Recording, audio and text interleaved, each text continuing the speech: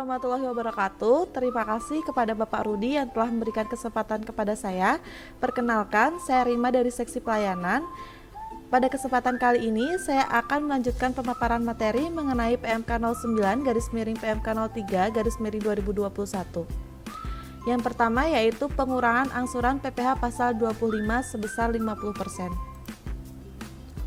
Jadi, penerima insentifnya adalah wajib pajak yang memenuhi kriteria, memiliki kode KLU tertentu sebagaimana lampiran MPMK, telah ditetapkan sebagai perusahaan KIT, telah mendapatkan izin terkait kawasan berikat, menyampaikan pemberitahuan pengurangan sebesar 50% dari angsuran PPh pasal 25 yang seharusnya terutang. Untuk KLU ini merupakan KLU yang tercantum dan dilaporkan wajib pajak dalam SPT tahunan PPh tahun 2019 atau pada data master file. Sebelumnya KLU yang tercantum adalah 1013 KLU dan sekarang telah menjadi 1018 KLU. Mengenai pemberitahuan pengurangannya, wajib pajak menyampaikan pemberitahuan kepada Kepala KPP terdaftar melalui saluran tertentu pada laman www.pajak.go.id. Untuk pengurangan ini berlaku sejak masa pajak pemberitahuan atau masa pajak SPT tahunan 2020 disampaikan dalam hal tertentu, yaitu wajib pajak non-PMK 215 yang memanfaatkan insentif PMK 86 dan sudah menyampaikan pemberitahuan sebelum SPT tahunan dilaporkan sebelum batas akhir penyampaian SPT. Jika wajib pajak tidak memenuhi kriteria, Kepala KPP melalui saluran elektronik menerbitkan surat pemberitahuan tidak berhak mendapatkan pengurangan besarnya angsuran PPh pasal 25.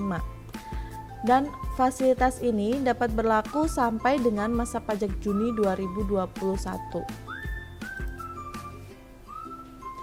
Kewajiban wajib pajak yang memanfaatkan pengurangan besarnya angsuran PPh pasal 25, yaitu wajib pajak harus menyampaikan laporan realisasi pengurangan besarnya angsuran PPh pasal 25 melalui saluran tertentu pada laman www.pajak.go.id. Untuk masa Januari 2021 sampai dengan Juni 2021 dapat disampaikan setiap bulan paling lambat tanggal 20 bulan berikutnya setelah masa pajak berakhir. Untuk laporannya, terdapat format yang dapat diunduh di pajak.go.id. Fasilitas berikutnya yaitu pengembalian pendahuluan PPN.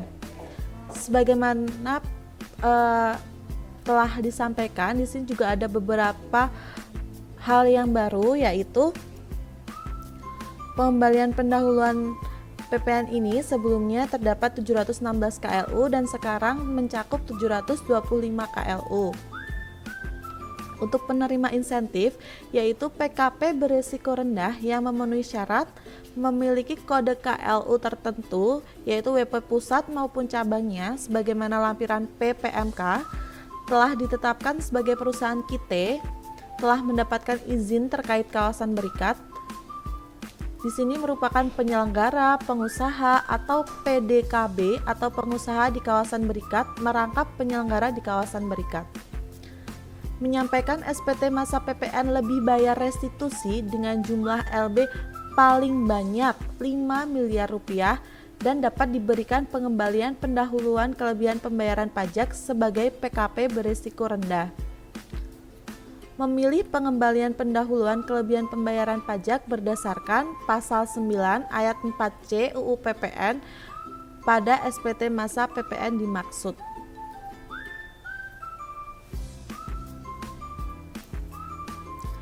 Mengenai pemberian insentifnya, SPT masa PPN termasuk pembetulan SPT masa PPN yang diberikan pengembalian pendahuluan meliputi masa pajak Januari 2021 sampai dengan masa pajak Juni 2021 dan disampaikan paling lama 31 Juli 2021.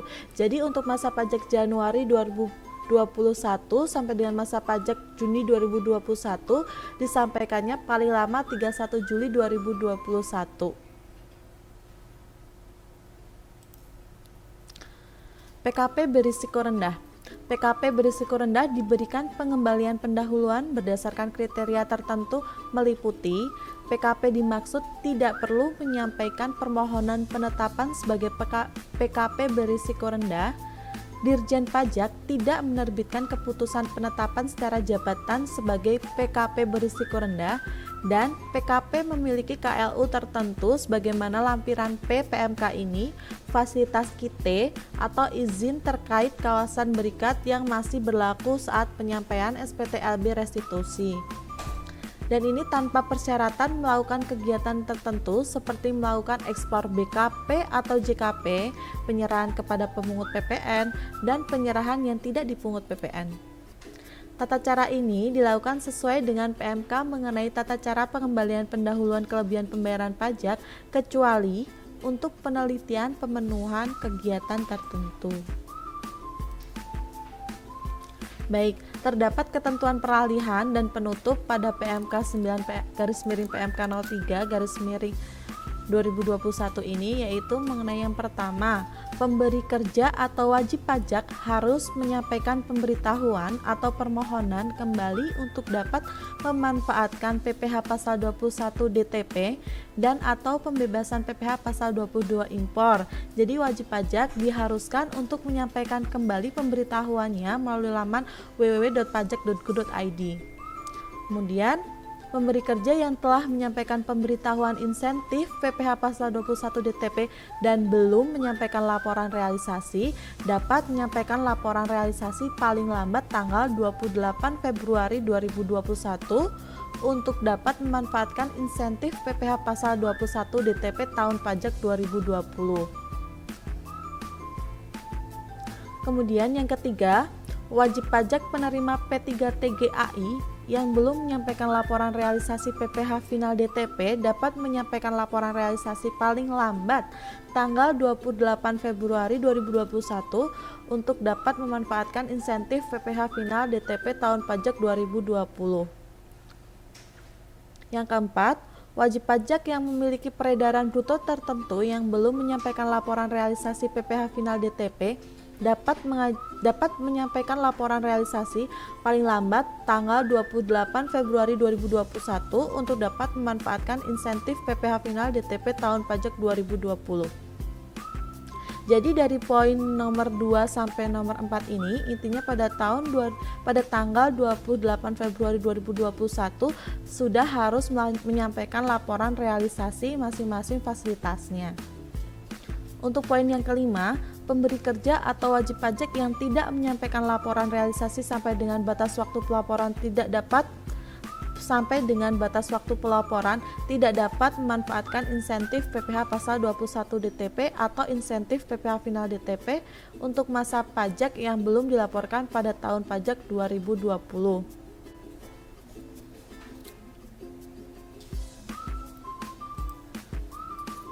Baik, untuk pengajuan insentifnya yaitu melalui laman saluran tertentu. Di sini kita ada www.pajak.go.id. Wajib pajak dapat mengunjungi laman www.pajak.go.id dan klik tombol login di bagian pojok kanan atas, lalu masukkan NPWP, kata sandi dan kode keamanan. Kemudian pilih tab layanan dan klik pada icon KSWP.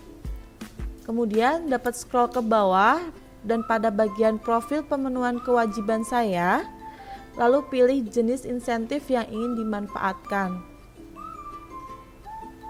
Begitu untuk pengajuan insentifnya melalui laman www.pajak.go.id. Lalu mengenai laporan realisasinya masih sama kepada tahun yang kemarin, yaitu pada laman www.pajak.go.id dan klik tombol login di pojok kanan atas, lalu masukkan NPWP, kata sandi dan kode keamanan. Kemudian pilih tab layanan dan klik pada icon e-reporting insentif COVID-19. Apabila icon e-reporting belum muncul, dapat diaktifkan melalui tab profil, lalu pilih menu aktivasi fitur layanan. Kemudian klik tombol tambah, lalu pilih jenis pelaporan yang ingin dilakukan. Baik, sekian pemaparan materi dari saya. Saya mohon maaf apabila banyak kekurangan. Wassalamualaikum warahmatullahi wabarakatuh.